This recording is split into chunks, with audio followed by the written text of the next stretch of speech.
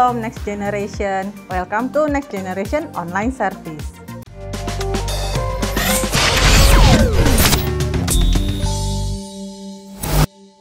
Halo teman-teman, apa kabar? Kali ini ketemu lagi sama saya Ria. Sebelum kita masuk ke tema kita berdoa dulu yuk. Bapak yang baik, terima kasih. Kami mengucap syukur untuk hari ini. Kami boleh kembali menikmati firman Tuhan, beribadah bersama teman-teman kami meskipun lewat online. Kami percaya berkat Tuhan tetap sama, Tuhan yang sama yang kami sembah tetap ada di dalam hidup kami. Terima kasih Tuhan Yesus, kami siap menerima setiap kebenaran firman Tuhan. Tuhan yang buka hati kami sehingga kami boleh bertumbuh di dalam Tuhan. Hanya dalam nama Yesus Kristus kami berdoa dan mengucap syukur. Amin. Iya, hari ini saya mau bahas tentang takut COVID atau takut dosa. Nah, ini sih sesuatu yang pastinya teman-teman, kalau disuruh tanya jawab pasti langsung, oh iya saya takut dosa. Tapi coba kita cek dulu. Prokes sudah dijaga dengan ketat pastinya ya. Setiap teman-teman saya percaya pasti sudah melakukan prokes dengan sangat baik, taat sama aturan PPKM yang berlaku. Either itu sekarang diganti namanya jadi level 4, level 3, whatever it is, tapi tetap saja kita mau taat gitu ya sama aturannya yang ditentukan. Nah, kita sudah jaga nih kondisi kesehatan tubuh kita dengan baik. Kita sudah jaga fisik kita supaya tetap sehat di tengah kondisi pandemi ini. Tapi pernah nggak sih teman-teman mikir, sudah nggak sih kita jaga hati kita? Atau selama ini cuma sibuk jaga fisik, minum vitamin ini, minum vitamin itu, makan yang ini, makan yang itu. Tapi bagaimana dengan jiwa kita, roh kita? Apakah teman-teman jaga dengan baik juga? Justru selama pandemi ini kita boleh mengevaluasi. Apa jangan-jangan selama ini justru jiwa dan roh kita makin lama makin kendor. Karena terlalu sibuk dengan memikirkan fisik. Aduh, pandemi nanti kena ini enggak ya? Saya sudah ini belum ya? Saya sudah jaga tangan saya tetap bersih. Saya nggak sentuh-sentuh wajah saya nggak pakai masker. Saya kok jadi nggak pakai masker? Saya pakai masker dengan baik dan benar. Sudah sekarang aturannya apa? 2 lapis gitu ya. Saya sejak pakai masker makin lama makin tertutup, muka saya jadi banyak jerawatannya tanpa saya sadari karena tertutup terus gitu ya pori-porinya. Dan kadang-kadang kalau lupa ganti bisa seharian pakai satu, itu kan kotor ya sebenarnya, dan itu menempel di kulit dan itu nggak enak banget. Nah, itu physically gitu ya, physically kita menjaga dengan sangat baik.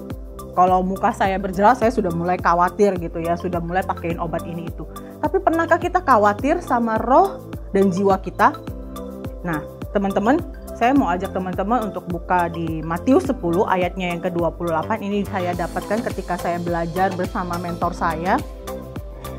Ayat yang sangat mengingatkan saya, kenapa sih selama ini saya terlalu khawatir sama hal fisik tanpa saya memikirkan roh saya. Yuk kita baca sama-sama di Matius 10 ayatnya yang ke-28. Jadi beribet.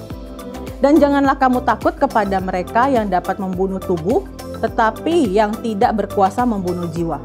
Takutlah terutama kepada Dia yang berkuasa membinasakan baik jiwa maupun tubuh di dalam neraka.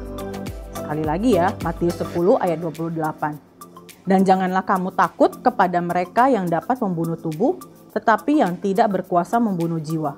Takutlah terutama kepada Dia yang berkuasa membinasakan baik jiwa maupun tubuh di dalam neraka.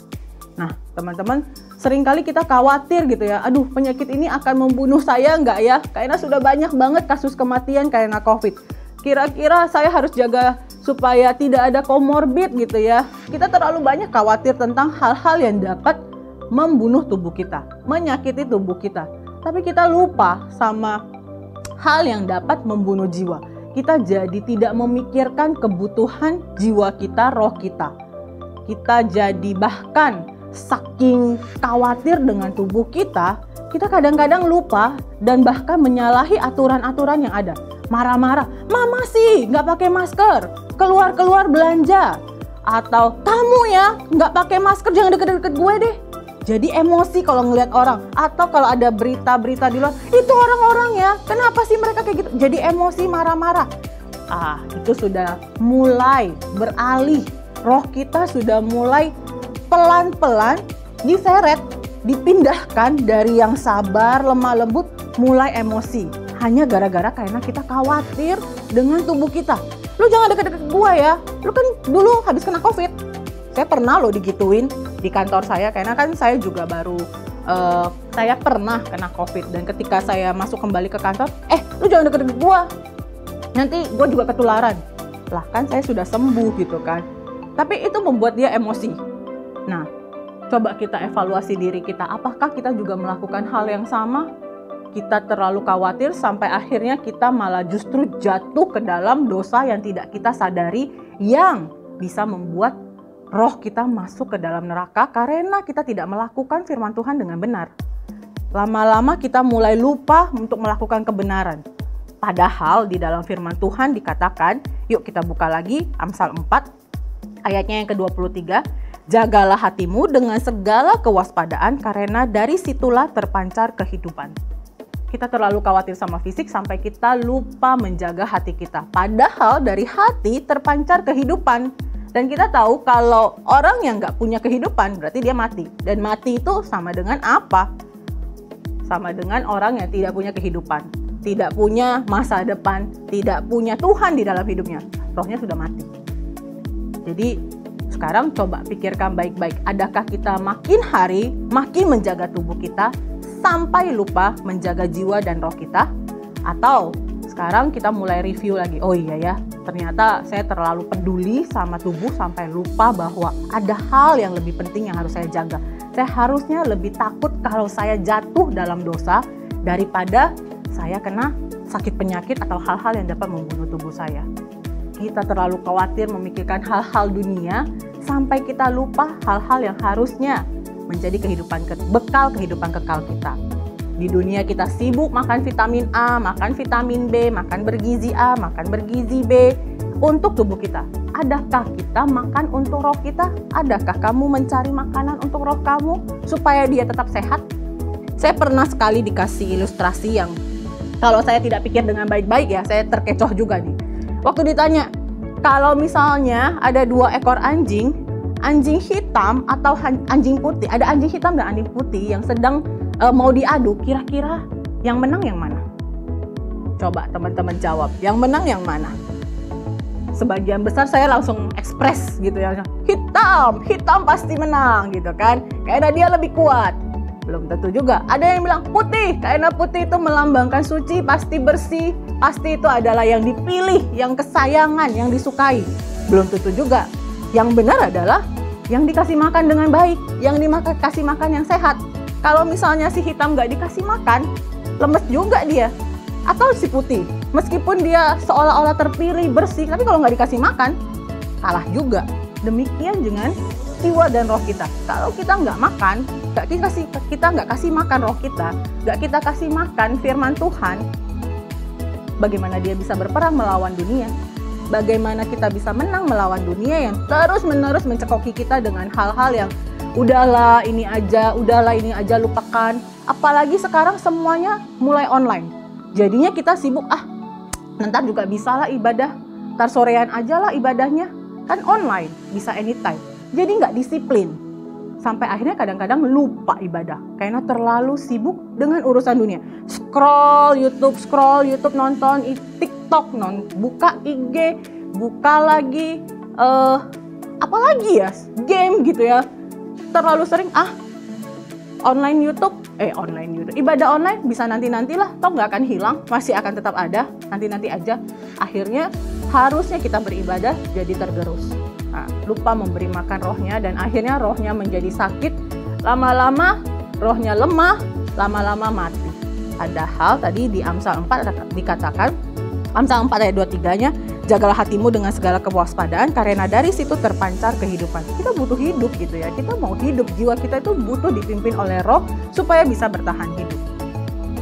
So, mari kita evaluasi lagi, selama ini saya terlalu sibuk, takut sama COVID, atau saya terlalu sibuk memikirkan hal kekekalan dan saya takut melakukan dosa.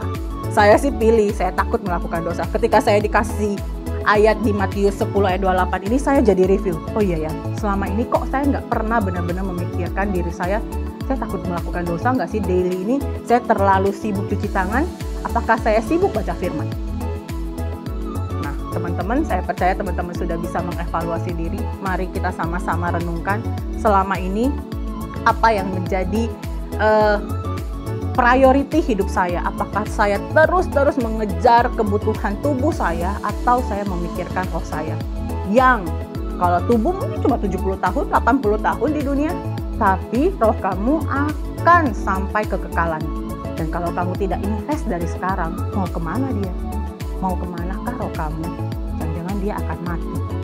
Yuk, sibuk yuk kita mikirin hal-hal untuk kepentingan roh kita. Jangan hanya sibuk dengan hal-hal yang berbau dunia. Bukan berarti saya bilang gak usah mikirin ya, tetap ngejalanin prokes, tapi juga pikirkan hal-hal yang untuk roh kamu. Jadi jangan cuma sibuk makan vitaminnya, jangan lupa kasih makan juga roh kamu dengan firman Tuhan yang bergizi dan sehat bagi roh kamu. Nah, saya mau tutup firman ini, kita mau berdoa, meminta Tuhan untuk terus memberikan kita kepekaan supaya kita tahu apa yang menjadi kerinduan Tuhan dalam hidup kita.